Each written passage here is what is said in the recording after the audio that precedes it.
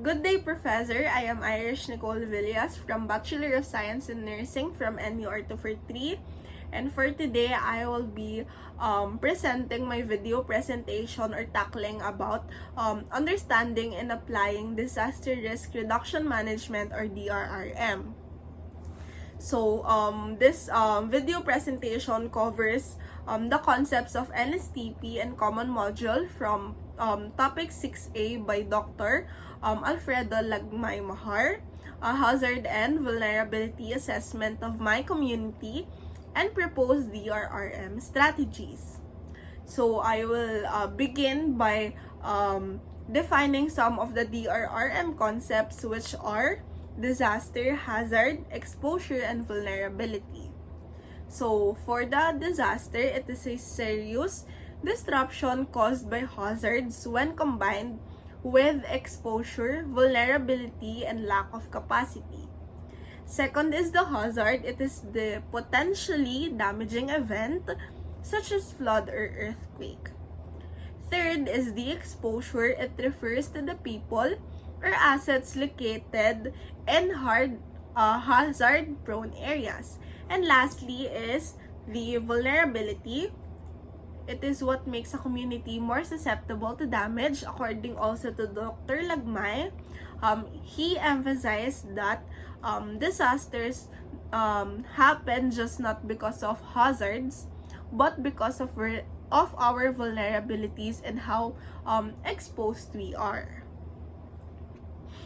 Now I will discuss the 4 pillars of the DRRM, which are prevention and mitigation, preparedness, response, and rehabilitation and recovery. For the first one, the prevention and mitigation, it is all about actions to reduce or avoid disaster impacts. Second, the preparedness, it is all about planning and capacity building before the disaster. Third is the response. It is the immediate action during and after the event. Fourth is the rehabilitation and recovery. So for this one, it is the long-term efforts to return to normal and rebuild stronger. Now, my community is located in Barangay Molino 4, and based on the video, our location, flooding and earthquake is the most common hazard that can happen in my community. So for the planning, due to the nearby rivers and poor drainage, then for the earthquake, because we are near to known fault line. Then each hazard comes with specific vulnerabilities, which are physical, social, economic, and environmental. For the physical, many homes are built in low-lying areas with weak materials.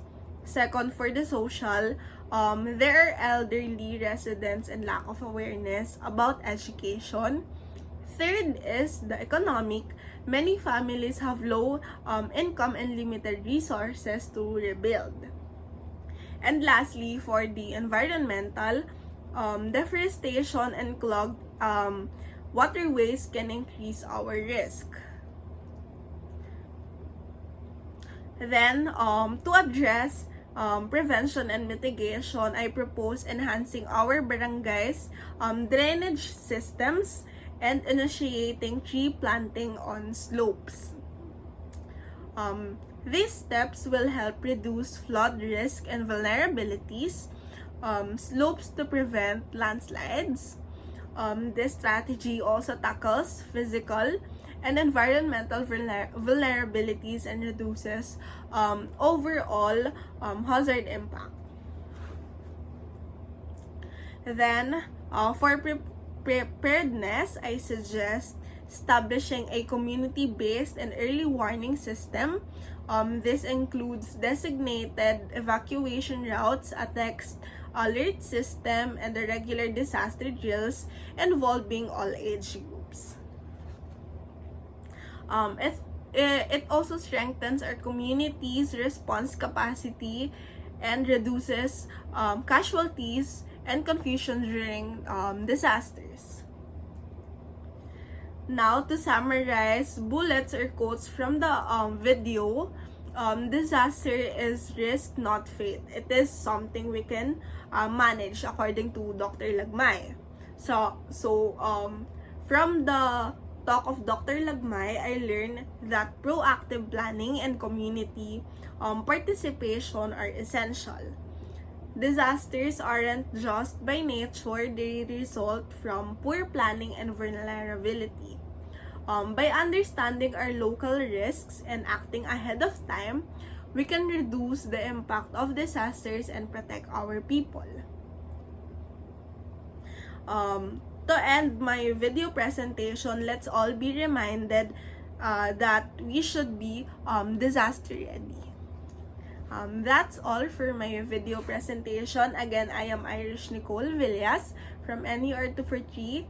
And this is my video presentation for CWTS about the Disaster Risk Reduction and Management, or DRRM.